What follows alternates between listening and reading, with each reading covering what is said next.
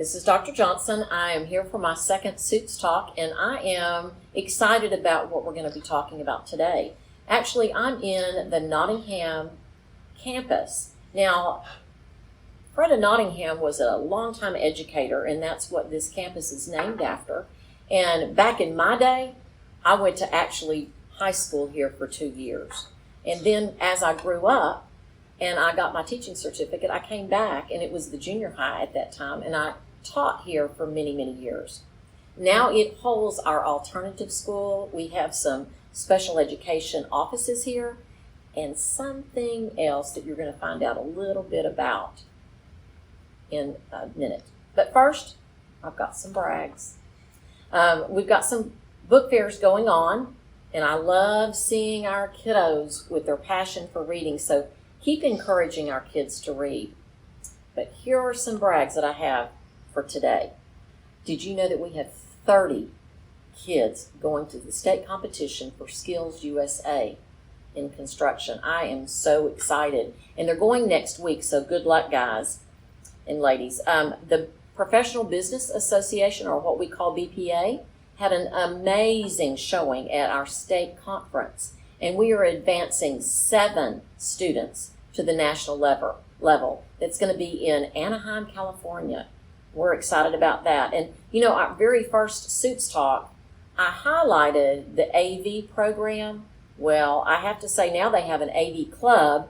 And last week, during Bronco Relays, they actually live streamed. That's a first for our history in our district. So we are excited about having this program. Now let's turn to the floral design brags.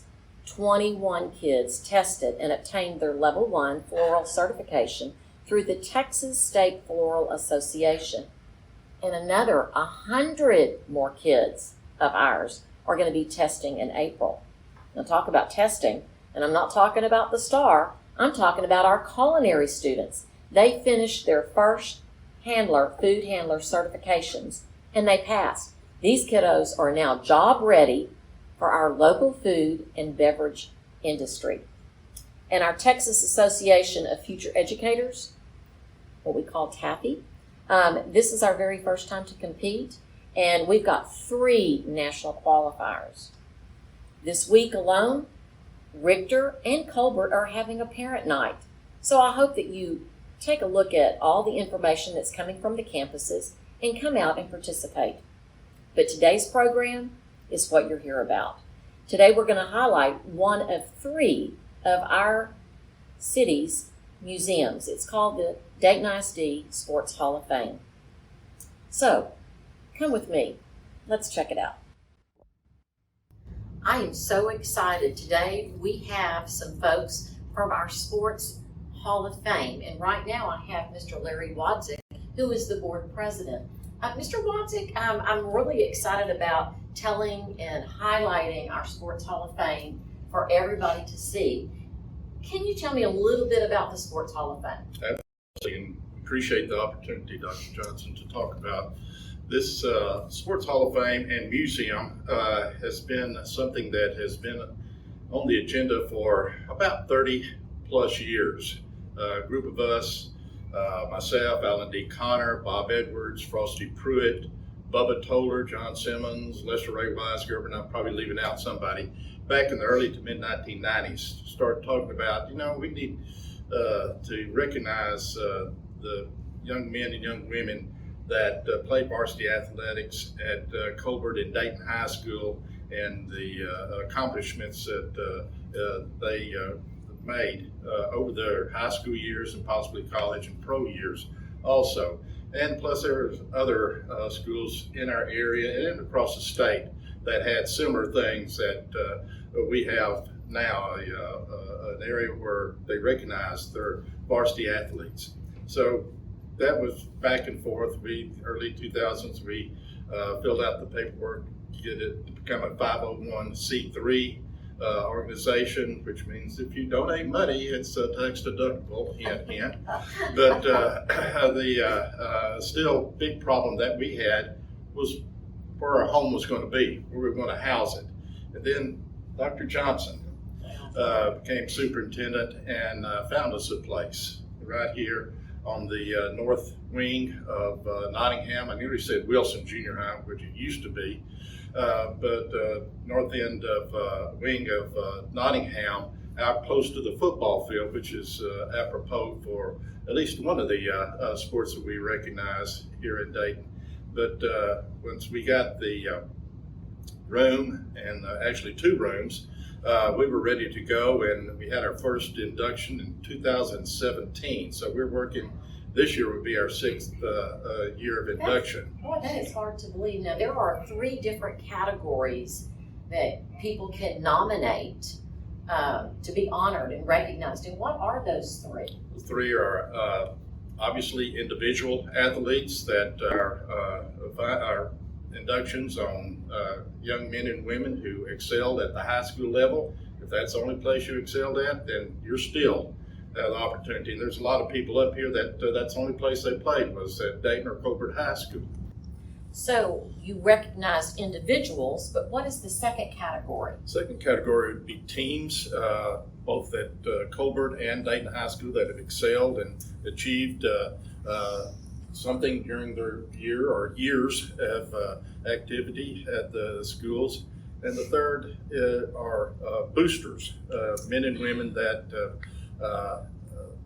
been really vocal, Bronco or Cobra Tiger supporters over the years. Absolutely. Let me also butt in one more time. We, as of right now, we have inducted 83 individuals, wow, 16 teams, and 13 boosters.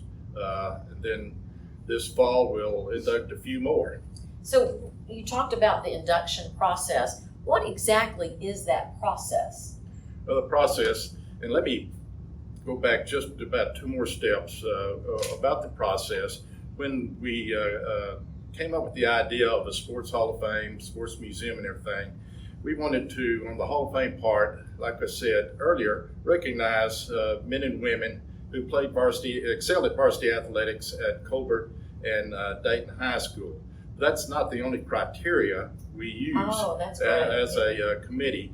It's their athletic prowess at whatever level they performed at, and character. And for this committee, character is just as important as the athletic achievements that the men and women accomplished during their stay at Dayton or Colbert. So you have the criteria, you nominate, and then what happens? Nominate, let me keep on going back. On the nomination process, we depend a lot on the public because we are a committee of 15 people, and we, there's 1 or 2 of us on there that think we know everything, but we really don't.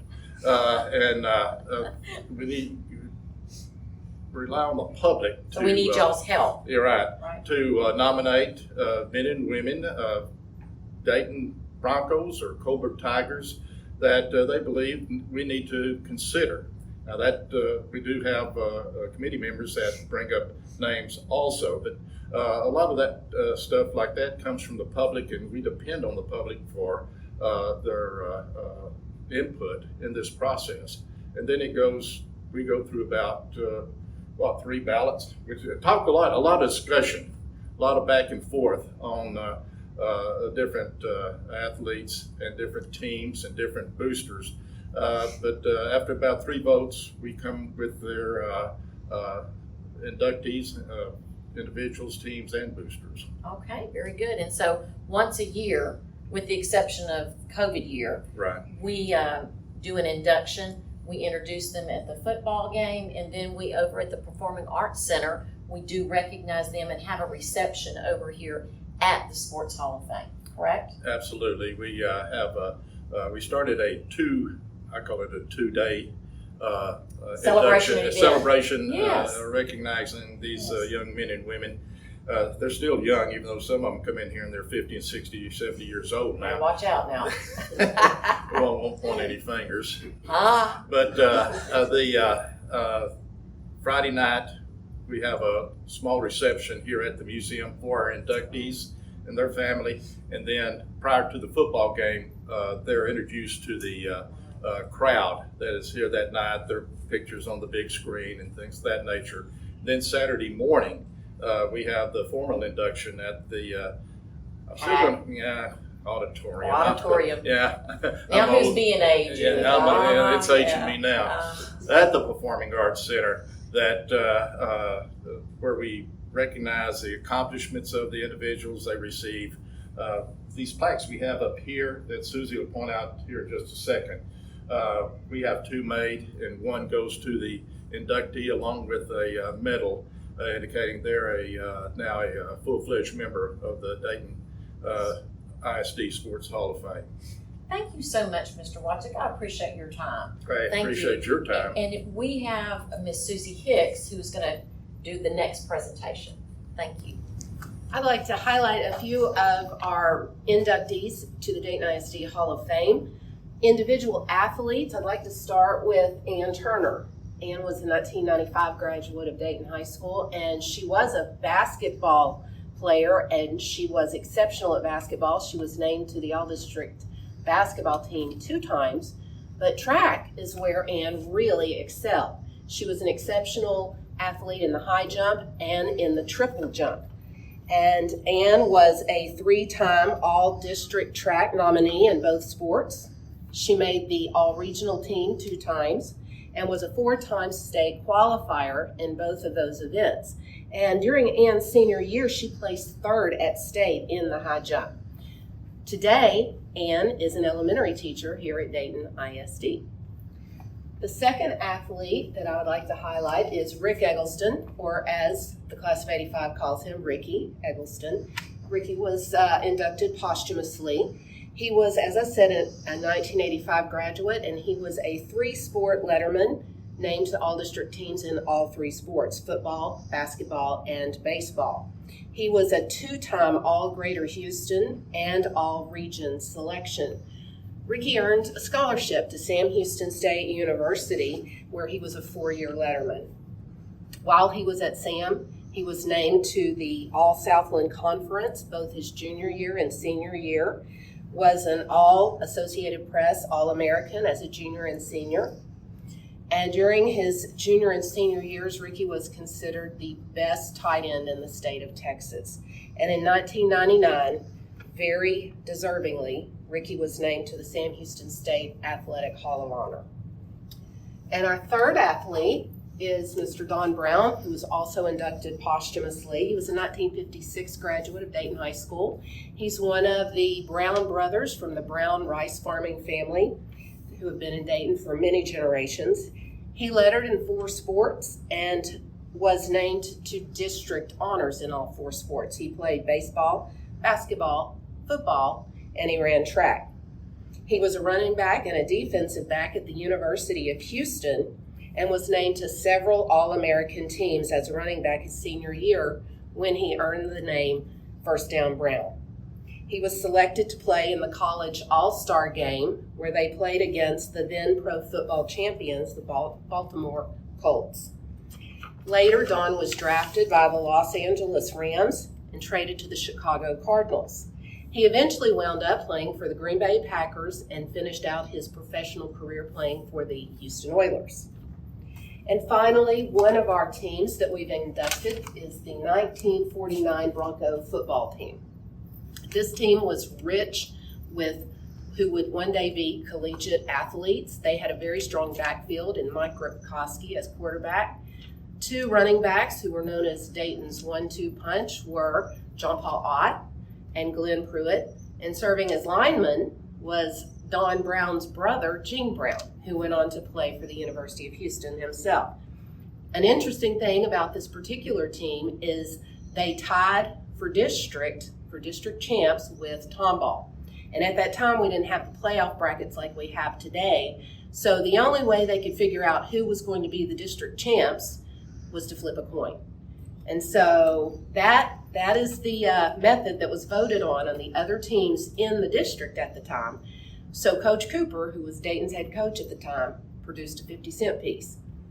They flipped the coin, Dayton lost. So Tomball was named district champs, and Dayton was not. And that 49 team became known as the team who never lost to anybody except a 50-cent piece. So those are some of our inductees, but I hope that when you have the opportunity, you'll come in and take a look at all the others that we have. And each has an individual and fascinating story behind it. Thank you.